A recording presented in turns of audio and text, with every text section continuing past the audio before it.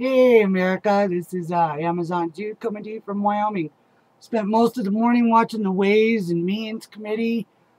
Day 4, today's date is 11/9/17. And the big highlights of that I'm going to post for you. We had some really good Republican solid background on repeal of the death tax. And it looks like it's going to go on to the Senate for final debate. And you know what this means? This means the farm doesn't have to be sold for to pay taxes to Uncle Sam after Pop's dead. And I want to give a big shout out to a few of them. Devin Nunes, Brady Bishop, Miss Noam, Mr. Reed, Senator Reed. I'm really, really proud of you guys. You stood your ground against the Democrats' pit bull and Schumer's pal and what is his name? Purcell, Pecell. What a dirtbag, man. So I'm going to post his stuff along with this. And, you know, just because Virginia went down, it was a blue state anyway. It was going to stay blue.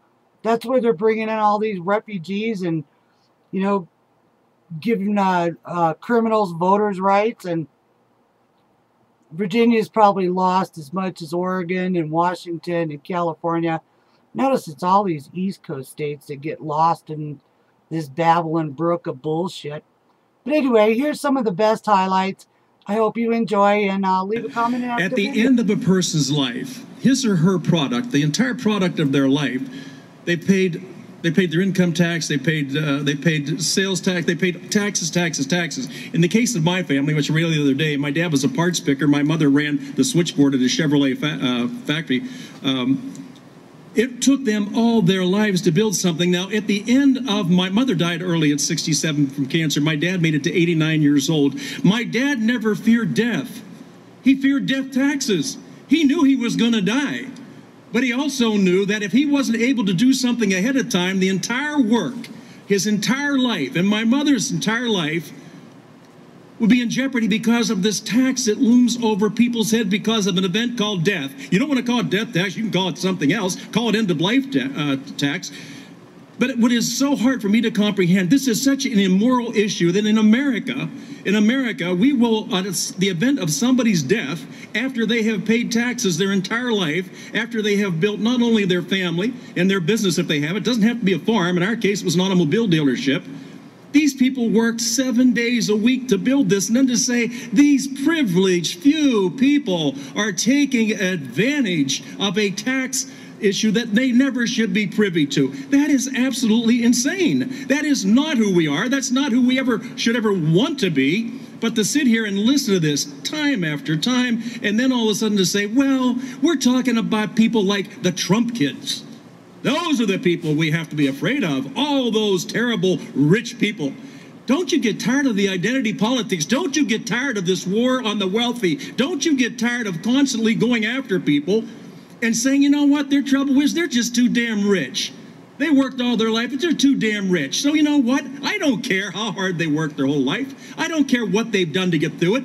I don't care about the years that they couldn't pay 1 penny in tax because they didn't make any money that year. I don't care what they did for their children. I don't care what they did for their towns. I don't care what they did for other people. Damn it, when they die, we're going to reach right into that coffin and we're going to claw that money right out of their life's work. And we're going to sit back and say, we're only doing this because the really wealthy people, these terrible, terrible wealthy people have a tax break they shouldn't have. And what triggers that tax break? They've got to die. Are you kidding me? Are you kidding me? Where's the fairness? This is so immoral to sit here and talk this way. And the reason we have to go after this revenue is because unlike these people who worked their whole life to build a successful business, we have buried ourselves in so much irresponsible debt that we have to keep going after people to pay it off for us. Taxpayers, hard-working American taxpayers. It is absolutely incredible. Well, and somehow, no, I won't yield, Mr. Pascrell. I will not yield to you. You'll probably try to take the time anyways, but there's just an issue here that we should abhor. And we should look at this, and it doesn't matter if you're an R or a D. Let's talk about we. Let's talk about the American people. You know, there's a lot of Democrats, I'm assuming, that are pretty wealthy. They've done some really good things in their life. They do things with foundation. They build buildings. They help out universities. They form scholarship funds. And these are the SOBs, and when they die, we're going to go after those folks. They just shouldn't have that ability to pass that on. Oh, my God, and something even worse, they're going to pass it on to their kids. What good person would ever want to give anything to his daughter or his son? Their whole life. And I got to tell you, I mean this. My mother and my dad worked 7 days a week to build our business. My dad started with nothing. We went broke so close so many times just to scrape by. And through the grace of God, we got through it.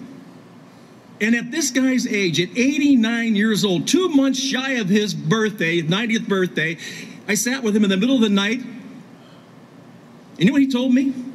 I said, what's up, Dad? He said, well, I got to get out of here. Now, it's the middle of the night. It's in February. In Pennsylvania, it's snowing outside. And I used to take him for a ride 1 day a week. And I said, you want to go for a ride? He said, what do you mean? I said, you said you want to get out of here. Where do you want to go? He goes, heaven. But you know what? I think I'm alive for a reason. I prepared for you kids.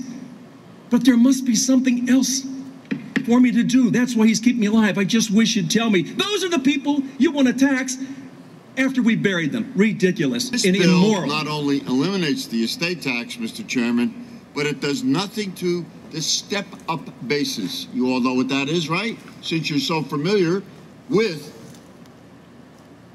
the estate tax, meaning parents can pass down assets untaxed for generations upon generations. That is the beginning of an aristocracy. That is the beginning of what has happened in other countries. There is no windfall here for the average guy and gal out there. And you are going to have money in this that's never been taxed. How is that fair? You tell me how that is fair. I'm glad to listen. I'll yield. Anybody want to answer the question? You do it on my time.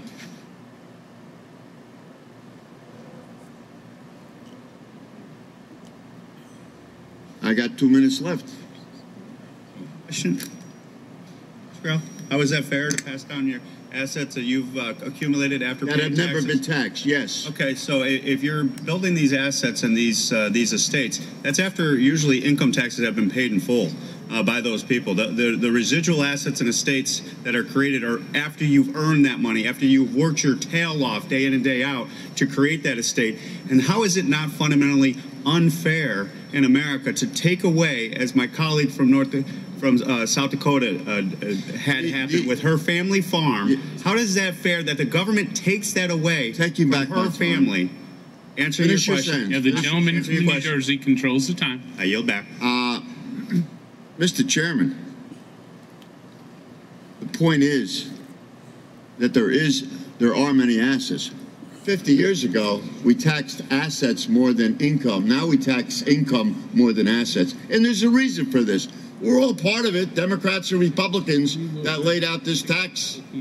Those books over there that you have in front of you.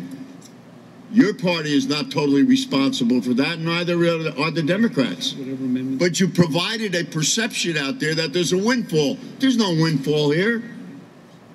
And that's the beginning of an aristocracy, when you don't tax either income or assets.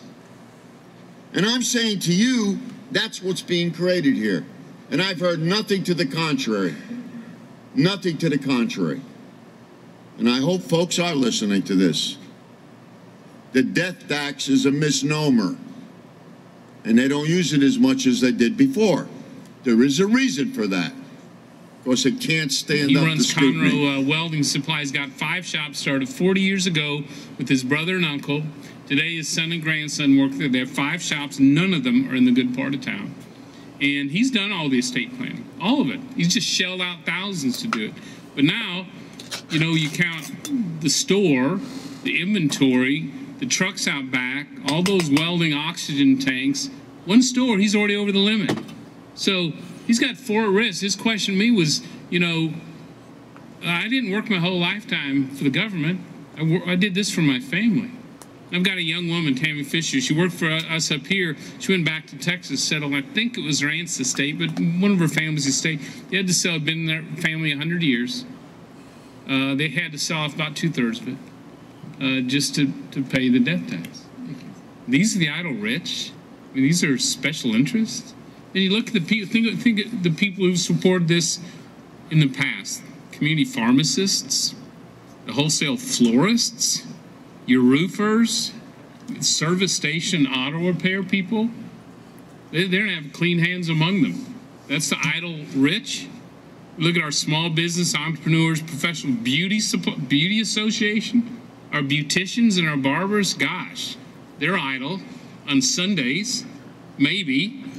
Irrigation association, they're digging the ditches in your home. Your local printers, plumbing, heating, and cooling. So the plumbers who come to wade through all that stuff for you and me, they're the idle rich.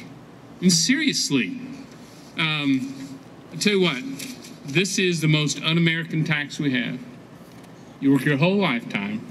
Uncle Sam swoops in when you die and can take up nearly half of everything you earned above a certain amount. It's the most un-American tax we have. It's just morally wrong. And by the way, you want to create jobs in America? Getting rid of this creates 140,000 new American jobs.